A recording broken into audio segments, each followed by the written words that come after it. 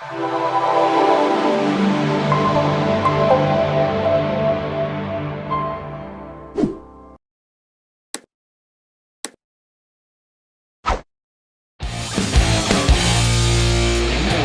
listening to the Lawn Care Community Podcast, where lawn and landscape pros grow together. I'm your host, Mike Gunn. Let's get it done.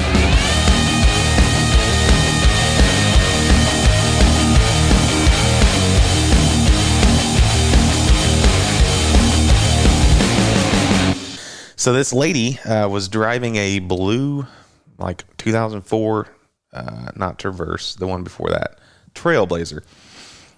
And I was coming around this bend, headed now westbound, eastbound. Anyways, not that it matters. And a car turned left in front of me as I'm going down the road, right?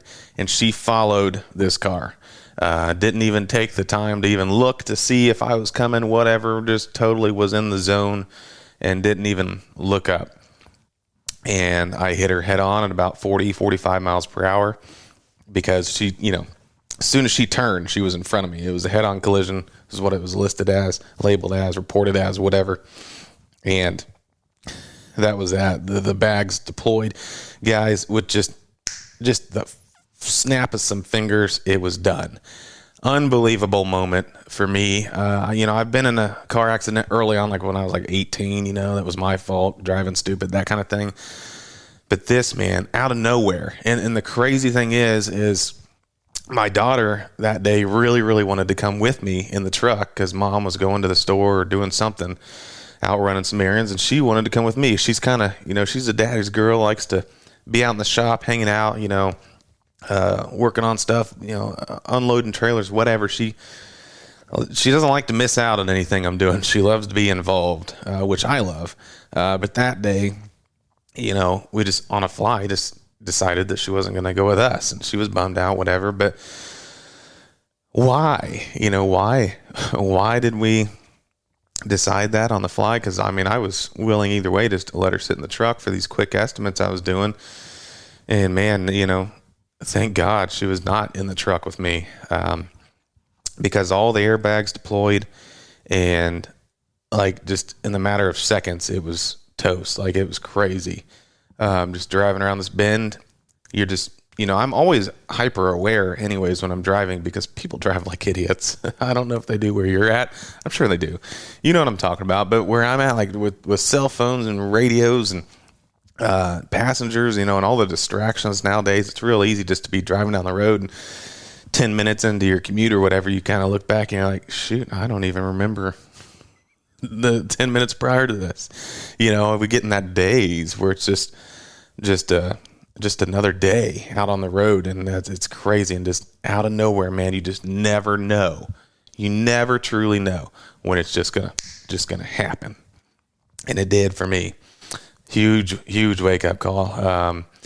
So I walked away. Okay. I had literally, this sounds stupid, but I'm very blessed.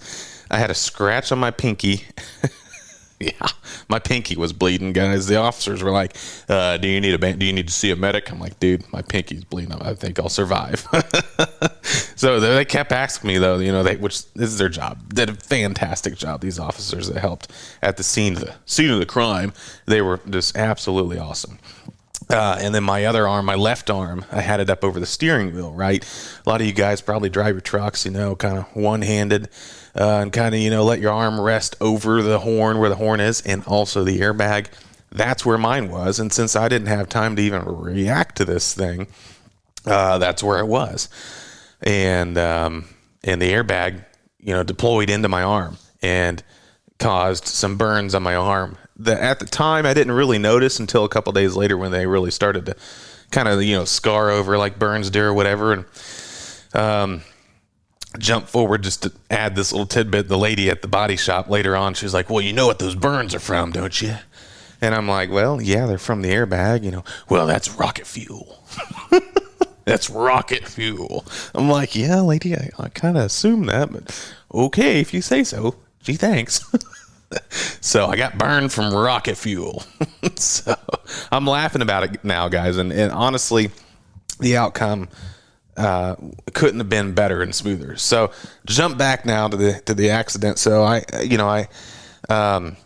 it happens, and the first thing I think of is, oh my gosh, where's my phone? Where's my phone? Because everything got thrown around in the truck. So I find my phone.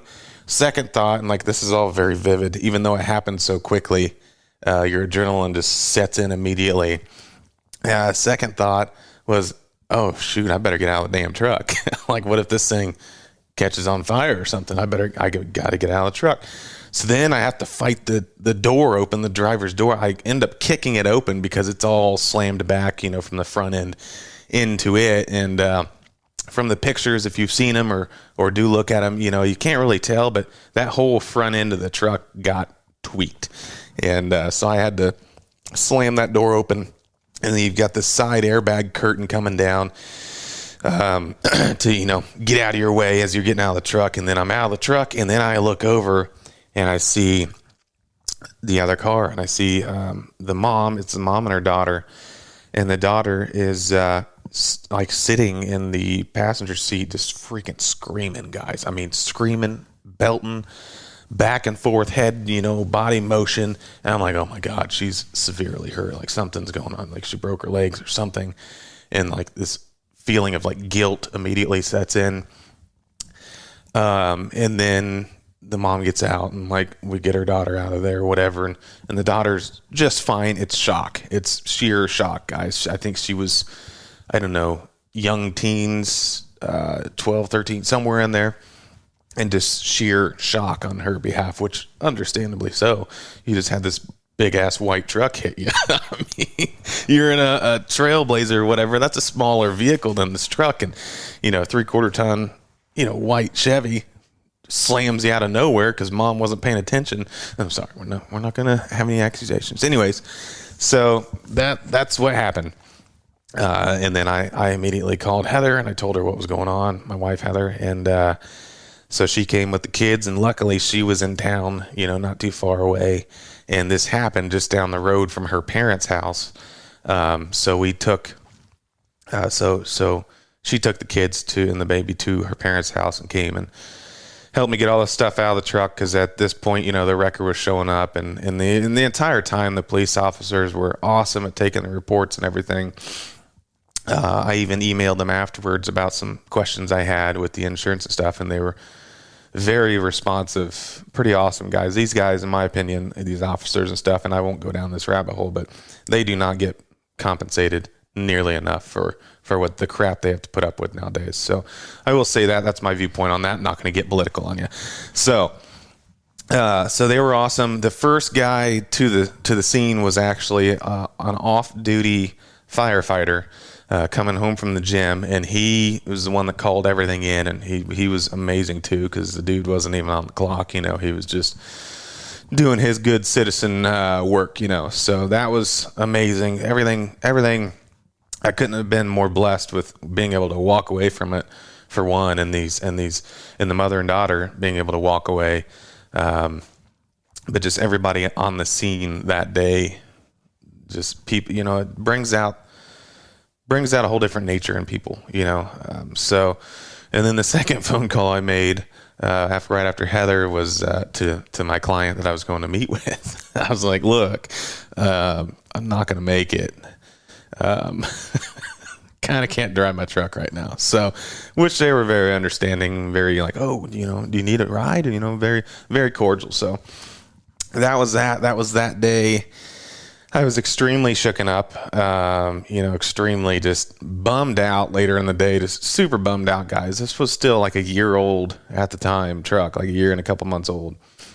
So still new in my eyes. I worked my ass off to be able to have that truck, and to be in that position, going through some crappy trucks in the past, and, making stupid business decisions early on. So I was really in a good state with that truck. And then just to have it just boom out of nowhere be taken from you was heartbreaking, man. You don't realize how emotionally attached you are to a vehicle until that happens, to a tool, to a tool you use in business until it happens.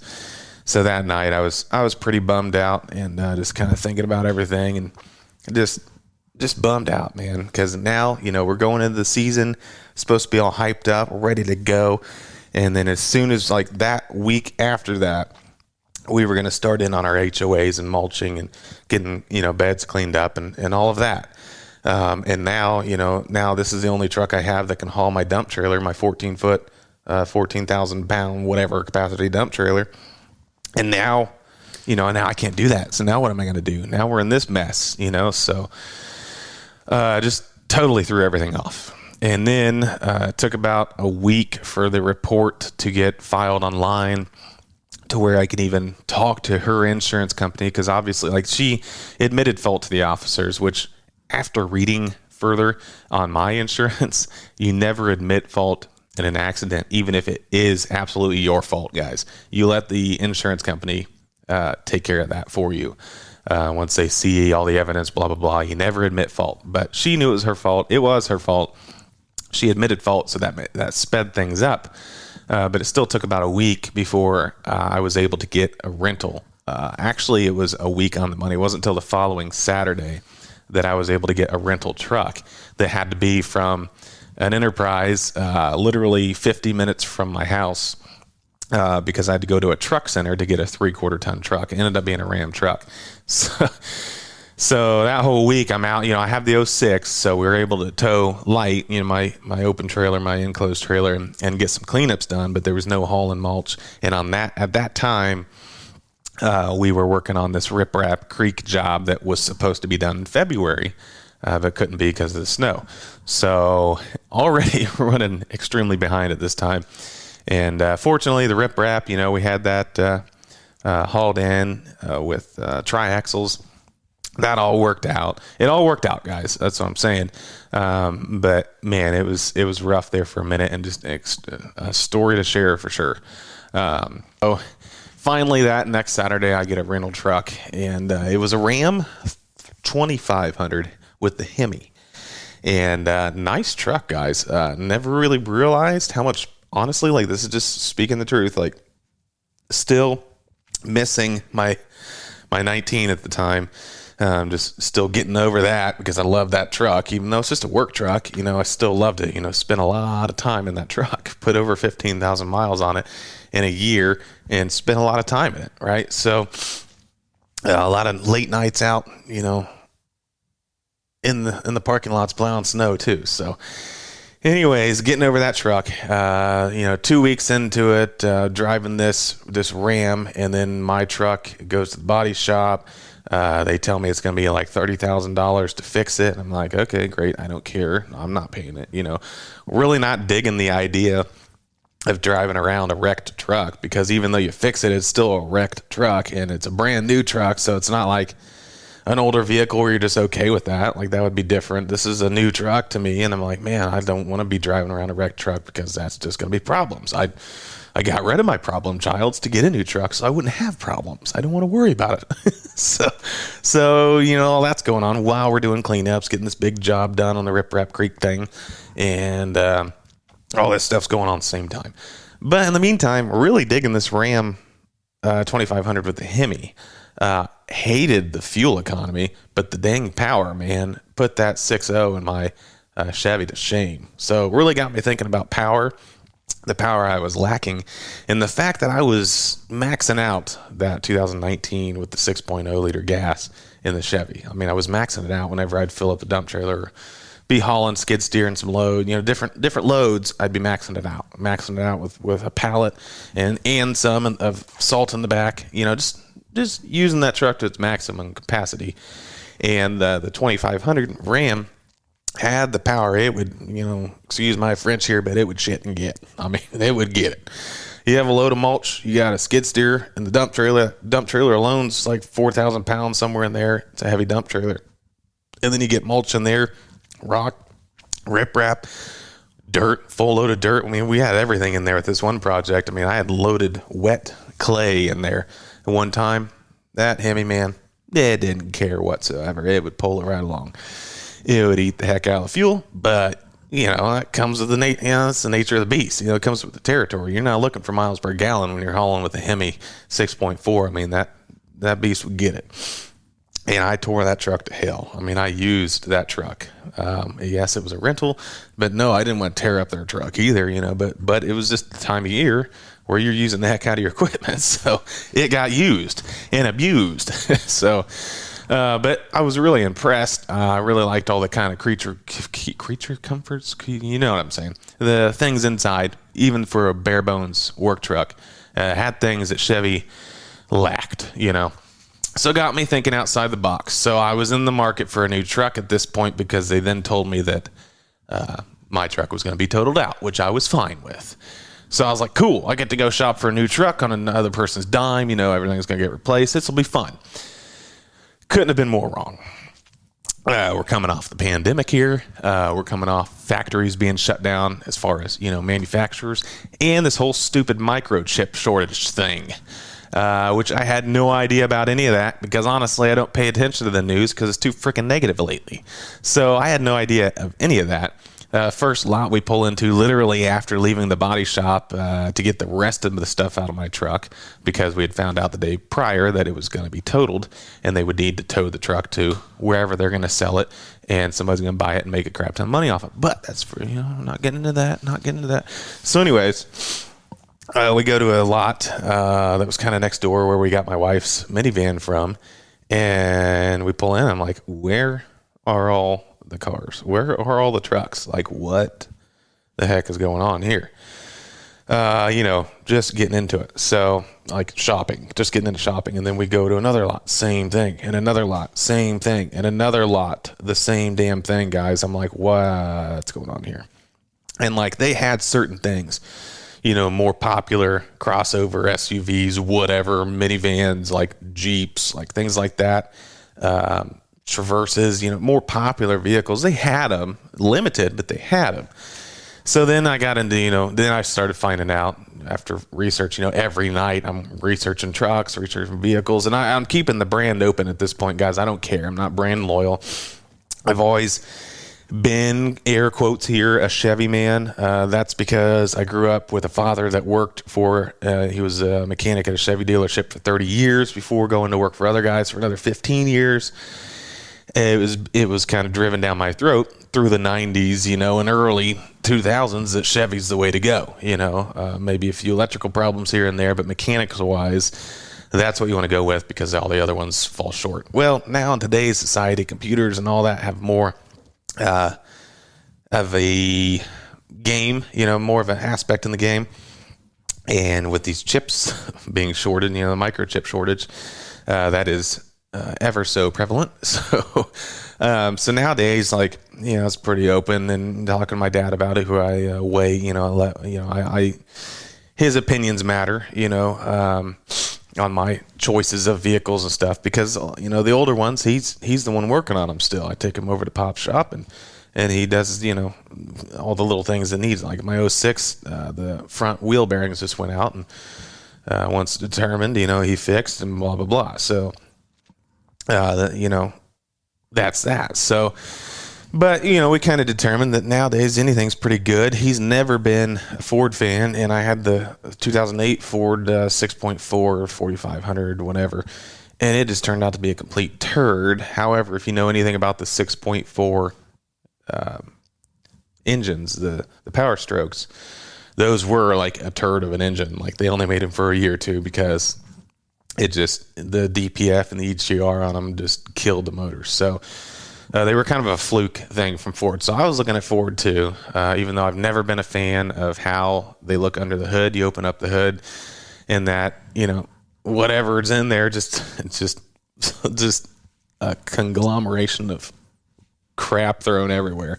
So like, to get to the alternator or anything, you got to take all this crap off, or if it is a Power Stroke, you got to take the entire body off the truck to even like do anything to the engine that may go wrong. So, and then Ram, I've never been really a Mopar guy or whatever, but Ram's a little better, not much, with this, the straight six in there and just a little more room to work and oil changes, things like that, just a little easier. So, but I was looking at it all. So, Chevys, I've just not been a fan of the new grills and stuff on those, on the new ones. That's why I got the 2019 truck in 2000, the very end of 2019, because they had already rolled out the new models, which were that new grill deal on the front, and new interior and stuff. And they had the 6.6 gassers for the Chevys and, all that stuff. So, I just wasn't a fan of the Chevy. And now I'm realizing, the independent front suspension on Chevy, rides nice, but some of the things with towing and turning capacity isn't the best. And then Ram and Ford both have the front solid suspension, and then Ram in the front or in the back for the 2500s is the coilover or coil whatever instead of leaf springs. So different things going on there. And in the meantime, I'm looking at trucks everywhere, talking to dealerships, multiple dealerships, like a dozen probably different. Yeah, over a dozen different dealerships. And they're basically, going to call me as soon as they get something in. So, to kind of wrap this up here, so I'm not just rambling on, I finally found a couple different Ram trucks. I looked at a Ford, did not like that dealership whatsoever. It was like walking into a stupid Shark Tank, guys. Like walking in, swimming in to a Shark Tank, whatever. I didn't like it at all. Way too high pressure, not my gig. The guy from Chevy I always used to buy from, he was the manager of the, he was fleet manager, and he just, it is what it is. Here's what we got, best deal on the table. You don't have to spend the whole stupid day negotiating all that crap. So I came from that, I bought a couple different trucks from him. And I really like that because it's more just business oriented. They understand your time is of the essence, right? They're not there to waste your time. So after talking to this one guy at the Ford dealership for a minute, he was all nice until it came to the numbers, and then they were just sharks. And I was like, whatever, screw this. I don't even care. And then meantime, I was talking to this other guy at a Ram dealership, and they were like, yeah, we got this truck, and they had the Ram box system, which if you guys don't know what that is, it's like the toolboxes that are on the sides of the truck that are in the fenders, it would go above the fender wells. So I kind of liked it, kind of didn't like it. Like the idea of it, but could live without it because it was like a $2,000 option. I was like, I don't like it that much because you can't really get over the side of the truck to load and unload. You guys know how it is. So that was that. I decided against that and finally found a 3500 Ram crew cab, which all those were like musts. Crew cab 3500 wasn't a must, but was obviously able to haul a lot more than a 2500. I think it can haul like 25,000 pounds and like 3,500 in the bed, as in like any kind of weight you put in the bed. So ended up going that route. And it's also with 3500s, you get the high output Cummins motor with the AISIN transmission, AISIN, however you pronounce that, AISIN transmission, which is supposed to be like the best transmission they've ever offered for the Cummins. Yes, there is talks about the Duramax being offered with the Cummins here in the future, like a 9-speed Duramax, which would be a killer setup because Duramax is not Duramax. I'm sorry, Allison. Allison is known for, their reliability as far as transmissions are concerned, even though Duramax and, GM owns Allison or Allison owns whatever. So that's that. So I got me a solid truck. Finally, it is a 3500 crew cab tradesman, with the AISIN transmission, Cummins motor, and it's vinyl seats, vinyl floors, the carpet delete, vinyl seats. So all that was huge for me, and it's got the little bit bigger infotainment center. So really a perfect truck. Love the truck. It is black. I was not planning on that. Used to have black trucks, went to white, and now I guess we're back to black. So it is what it is. I was going to go with a blue, but I was like, maybe that'd be too obnoxious over time. It was like that hydro blue or whatever, just like a very bright in-your-face blue, which looks super cool when it's clean, but then it's like over time, maybe not. So I went with black, matches the trailers, all that's good. Not going to put logos on it. it's like a juju thing now. Like, man, like I put logos on the last truck, and then like a week later, you know, it got totaled. So now I'm like, ah. And I was kind of regretting putting the logos back on the truck because, you know, I do use it for personal use, things like that. And this one has the fifth wheel prep package in it, which is awesome because we've already been considering getting the fifth wheel in the future. So now it's like when we do, it's all ready to go. So tell you what, this truck though, man, is a beast. It's like driving a freaking semi. It's got the power. It will tow anything I want it to tow. Now I have the option to put, sucks thinking about this, brand new truck, putting a salt spreader in it, but that's how we make our money, right? So I have the option to put a V-Box in there and got plenty of weight capacity to do so. And just, you know, the options are open. Taking it tomorrow to get the windows tinted, that's a must for me. So that's where we're at, man. That's the story. I've got to wrap it up here, guys, because it's in the morning. My guys here, we're getting ready to bust out some stuff before it snows this afternoon, which will be fun. That'll be awesome. You know, nothing like a late April snow here in Indiana. So anyways, that's the story. In the new truck now. Look for a video on the YouTube channel. I'll talk about it on there too. Show you guys around the new truck, why I went with it. You know, being blessed with the opportunity to get into something different. You know, that I had a lot of options, but not very many with the whole microchip shortage. It's crazy buying a truck right now, guys. I wouldn't recommend it. If you're in something solid, keep it for now. Give it a year because it's just stupid right now. I mean, it is what it is. I even considered having a truck built, but then it was like 6 months wait right now. I'm like, well, that's not going to work. So anyways, there you go, guys. There's the update. Man, it's been a while, but we're back at it. You out there getting it done. Getting it done, son. Go get it done. Hope the sun's shining where you guys are at. Hope the weather is good. Hope you are making that money and all of that goes along with it. Until next time, guys, I am Mike Gunn, your host of the Lawn Care Community Podcast. And let's bust out some tunes to roll out with. Later, guys.